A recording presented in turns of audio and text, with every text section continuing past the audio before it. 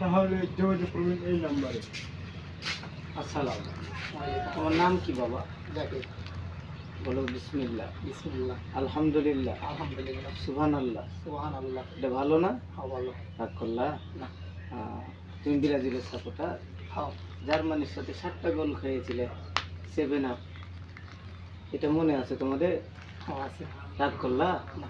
তোমাদের একটা প্লেয়ার আছে নেইমার, বাতাসেই ধাক্কা খেয়ে মাঝে মাঝে 3-4টা ডিগবাজি দিয়ে দেয়।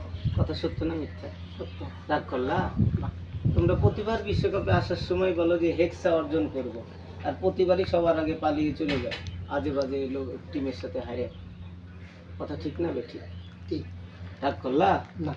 তোমরা যে সাপোর্টার করো, তোমার টিমের অবস্থাই খারাপ, আর এলাকার যা পোলাপান আছে, বাংলাদেশের যে লোকজন আছে, এরা ব্রাজিলকে 1 নাম্বার টিম মনে করে। আসলে তো এরা 5-7 নাম্বার টিম।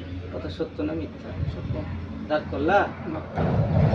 ব্রাজিল যে 5বার কাপ নিয়েছে, দেখা যাবে যে বাপ দাদার জন্মে 5বার কাপ নিয়েছে, তোমার জন্মে কবার কাপ নিয়েছে? 1-বার কাপ নিতে দেখেছো? না। রাগ করলা? না। তারপরেও আর্জেন্টিনার যে ব্রাজিলের যে সাপোর্ট করো, ব্রাজিলের সাপোর্ট করা কি ঠিক? ঠিক না, তাও করি। কেন করো বাবা? রাগ করলা? না। তোমরা হুপে করে শুধু ব্রাজিলের সাপোর্ট করো। ব্রাজিল তো প্রথম রাউন্ড থেকে কখনো সেমিফাইনাল থেকে দূর হয়ে যায়।